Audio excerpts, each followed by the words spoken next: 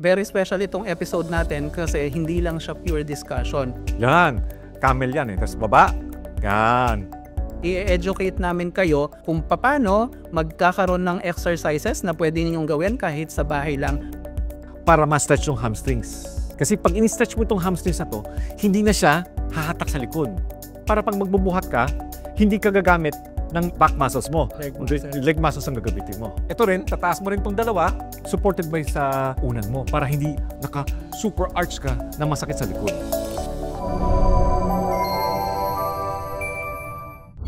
Good day mga kababayan! Ito po si Glenn ng Medico.ph and this is our Medical Director, of course, Dr. Anthony So. And today, pag-uusapan natin ang isa sa mga pinaka-common na sakit ng katawan ng Pilipino, whether physical ang trabaho mo or nakaupo ka lang sa office ng buong araw, inevitably, habang nag-iedad ka, magkakaroon ka ng pananakit ng likod. So in the past episodes, medyo napag-usapan na natin yan, but as a refresher, Doc, ano po ba ang typical na causes ng pananakit ng likod? Okay. Yung most common, lumbar muscle strain. Tapos kung nagharap tayo ng mas grabe na sakit, lumbar slip disc. So ano po bang pinakaiba nitong mga to, Doc? Okay. Yung lumbar muscle strain, yung muscles lang bumibigay kasi sa tagal ng pag-uupo or nagbuhat ka, wala ka bang stretching or sa sobrang bigat yung muscles natin may konting micro tear kaya nagkaroon ng muscle strain. Ngayon, yung slip disc naman, yung buto, sa patilya, lumabas yun dahil sa sobrang tagal mo magkupo, tapos nasisira, nade-degenerate yung disc natin, taka medyo malaki-laki tayo, nagbuhat ka pa, lumabas. Yun, slip disc yun, mas grabe yun. Okay, so super common itong dalawang to, muscle strain more so than slip disc dito ho, Doc. Yes, sir. And typically, pag nakakaranas ng ganito ang mga Pilipino, the number one recourse is to ignore it. Mga tao, titiisin lang nila yan. Matiisin tayong mga Pilipino at takot tayo sa gastos. Pero pag medyo malala yung pananakit, Doc, and sustained, ibig sabihin, tumatagal ho ng konti, magpapatingin po sa mga doctors katulad ni Dr. So na nag-i-specialize sa rehab medicine. So, typically, Doc, ano yung mga pinapayo nyo pag ganun po yung complaint ng mga pasyente natin? Usually, siyempre, bibigyan natin ng anti-inflammatory, non-steroidal anti-inflammatory para mabawasan ang pamabaga ng likod. Usually, mga 7 days lang kung di masisira ang kidneys. And or kung talagang sobrang grabe, magbibigay tayo ng mga steroids and or yung mga anti-seizure medication na para makatulog sila para wala yung kumukuryente. Yung slip disc, kumukuryente kasi yan binibigyan namin yan. Then, pinapa-physical therapy namin para mabawasan ang sakit. Then, kung sobrang grabe na, surgery. Surgery. Pero I understand, Doc, yung mga nangangailangan ng surgery, minority na itong mga to, di ba? Minority na siya. Grabe na. Mostly physical therapy yung uubra sa atin, konting medication. Pero you mentioned in one of our conversations before na a lot of these things ma-address natin, ibig sabihin masusolusyonan natin, and mape-prevent natin in the first place kung mapapalakas natin yung back muscles. Salamat. Yes, sir. Yes, sir. So, paano po ba natin nagagawa ito, Doc? So, number 1, exercise. Yun ang pinaka-importante. Exercise. Yes, sir. So, katulad ng kahit anong parte ng katawan, kalamnan yan, muscle, ibig sabihin may binubuhat yan may sinusuportahan. And in the case of the human body, yung upper body natin from the waist up. Sinusuportahan ho ng lower back natin. Ano, Doc? Siyempre, kung mabigat at laging may pressure galing sa taas, mapapagod din kahit yung laman mo sa likod. Sure. Pero less yung chances kung malakas siya. Yun. Yes. So, ngayon, very special itong episode natin kasi hindi lang siya pure discussion. Ang gagawin ho natin ngayon, i-educate namin kayo kung paano magkakaroon ng exercises na pwede ninyong gawin kahit sa bahay lang na magpapalakas talaga ng mga likod nyo nang sa ganun hindi kayong maging prone sa back pain. Iwas sa gamot, ibig sabihin, iwas sa gastos, iwas din sa posibleng damage sa kidney, sa liver, and kung ano-anong side effects. And syempre, physical therapy, although mahalaga yan, kung pwede na rin lang hindi ka pumunta doon at magbayad, mas maganda, makaiwas. Yes. And exercise yung magiging solusyon doon. Yes, sir. So, magically, magkakaroon tayo dito ng physical therapy table at i-demonstrate natin. Okay guys, welcome sa pairing physical therapy table namin. And syempre, nasa studio kami, wala naman kami sa ospital. at wala rin kaming model. So, ako na magsasakripisyo. So, ako na lang ang gagawing demo unit ni Doc sa mga exercise natin. So, Doc, take it away. Siyempre, sa mga exercise, mag-ano muna tayo, warm up muna tayo. So, ang tawag dito, cat and camel. O, sige. Sir, taas nga natin to. Taas. Yan. Camel yan eh. Tapos baba. Yan. Tapos taas ulit. Yan. Mga 10 repetitions. 1, 2, yan. Para habang ginagawa ni Sir Glenn, ginagalaw natin yung mga disc para magkaroon ng lubrication. Yan. Yan ang warm up muna tayo. Yan. Yes. Parang 8-8 tawag natin yun, di ba?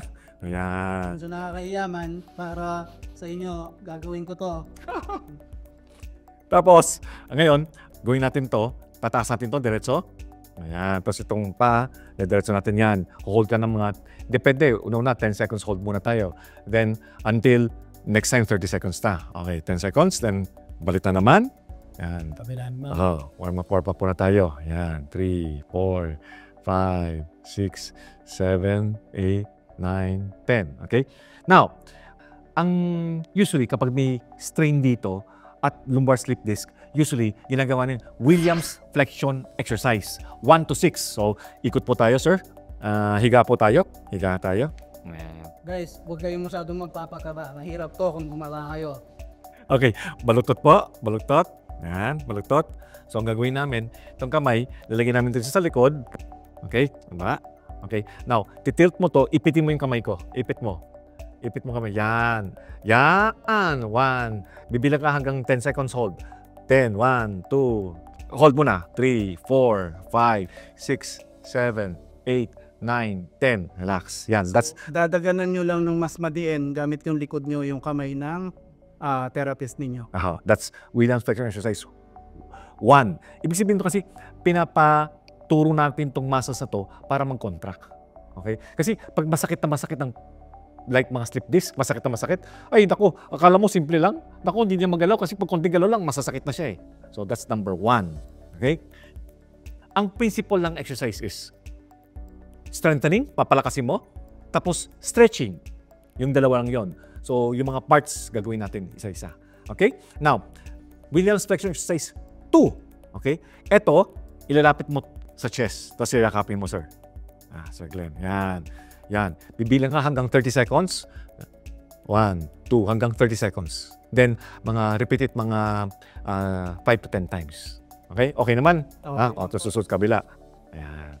Ito ngayon, ini-stretch natin yung sa likod na muscles. Okay? That's number 2. Okay? Kung medyo pahilom na siya, mas kaya na niya, ang gagawin natin, Williams flexion exercise 3. Ngayon, 2 paa naman. 2 tuhod. Yan. Sige pa. Yan. Para ma-stretch yung likod niya. That's Williams flexion exercise 3. Okay? Okay pa ba kayo? Okay. Now, yung 4, mas mahirap na konti. Depende kasi marami kasing variation na eh. Umabot pa nga ng Williams flexion exercise hanggang 7. Yung 4, pwede ka mag-stretching. Ang stretching, kukuha ka ng yung mahabang tela, lalagay mo dito, hanggang dito, then hihilain ni sir yan. Hihilain niya, at kasama yan, para ma-stretch yung hamstrings. Kasi pag in-stretch mo itong hamstrings na to, hindi na siya hahatak sa likod. Ang hamstring muscles, nakadikit sa pelvis. Tapos yung likod, nakadikit sa pelvis.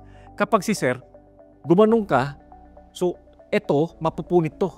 So ngayon, pag in-stretch mo yung hamstrings, hindi niya hihilayin yung pelvis, mas makakapaggalaw kayo. Okay? So that's number 4. Stretching ng hamstrings. Yan. 3, 4, hanggang 30 seconds hold. May tali yan. Kung may kasama kang physical therapist or trainer, kami maggagawa. Galing ng likod ninyo, sir May improve na. Ganda ng hamstrings Okay? Then, that's number 4. Number 5, i-strengthen natin ang abdominals. So, sit-ups tayo. Okay? Now, sit-ups. Kung bago-bago pa lang, basta itataas lang yung ulo at ang scapula. Yan. Yan. Yan lang. 1. Tapos bibilang ka ng 3 seconds hold. 1, 2, 3. Yan. Tapos, yan ang pinaka-easy. Kung gusto mo mas mahirap, yan na. Mas mahirap na yan. O talagang pinahirapan talaga. Kailangan Then, may nakahawak. may nakahawak. Siguro. And or, mas mahirap, ito lalagay mo sa likod. Yan ang pinakamahirap. So pang gym level. Gym level. Yan. Yun ang pinakamahirap. So Doc, mukhang kailangan may assistant ka kahit papano pag ginagawa mo to. Pwede or pwedeng ikakabit mo na lang yung paa mo sa isang sa baba ng kama or tali para ikaw lang mag-isa. Okay. That's number 5. Then, kung gusto mo pa nga, para mas maganda, pwede ka mag-obliques. So ito, pumunta ka dito. Itaas mo, tapos pupunta ka dito. Para, yan. Para, side, yes. Tapos susunod pag gano'n. Yan. Kasi, pag pinalakas mo yung obliques mo, hindi nalakas, magiging sexy ka. Sa sides. Sa sides. That's number 5. Number 6, papalakasin natin quads. Lukas, sir? Quadriceps. Dito tayo sa wall. Ayan. Tapos ganun ka. Dikit ka sa wall. Then, squat. Ayan. Para pag lumakas, bibilang ka, 10 second hold, tapos taas. Para lumakas yung quadriceps muscles mo. Para pag magbubuhat ka, hindi ka gagamit ng likod muscles, back muscles mo. Leg muscles ang gagamitin mo. Nung grade school kami, pag napaparusahan ka ng teacher, yung gaganyan ka. Matay-matay ka doon. So, lalakas ang muscles mo. ako, kaya ko dahil madalas ako maganyan ng bata ako. Yan. That's Williams 1 to 6. Kompleto. So, ulitin ko lang Strengthening. Strengthening. Stretching. Stretching. Strengthening. Strengthening pati sa likod. Isa-isay natin. Ang strengthening ng abdominals na gawa na natin, yung sit-ups. Ang strengthening dito sa likod, ito yon. Higa po kayo, sir. Lalagyan natin dito. Yan. Yan ang tiyan mo. Yan.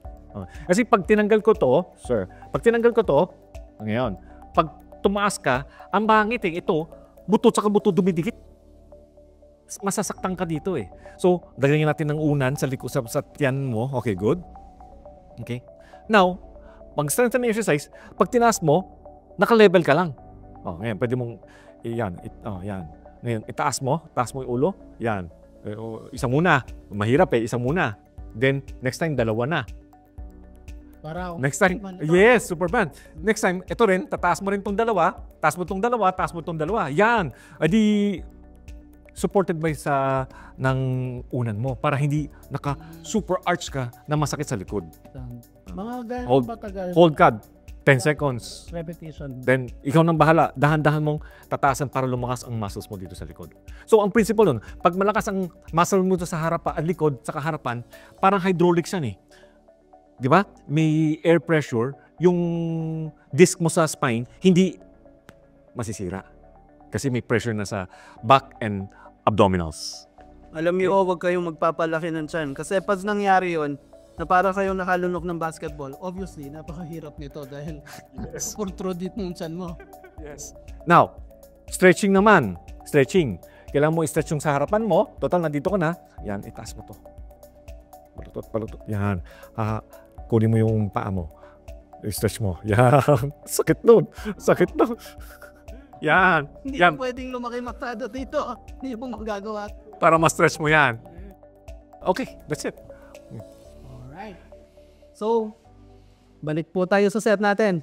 Okay guys, nakita nyo naman. Ewan ko lang kung ano yung impression nyo sa mga pinaggagawa ko doon. Pero, pag umpisa, hindi siya ganun kadali. Pero I think as you do more repetitions, more regularly, dadali ito. Doc, by that token po, mga ilang araw po ba o araw-araw po ba natin kailangan gawin to? Gano'ng kadalas? Okay. Usually, kapag medyo konti lang namang ginagawa natin, pwedeng araw-araw naman. Pero pag naging vigorous na nakakapag-sit-ups ka na ng mga 50 to 100, siyempre, pahinga rin.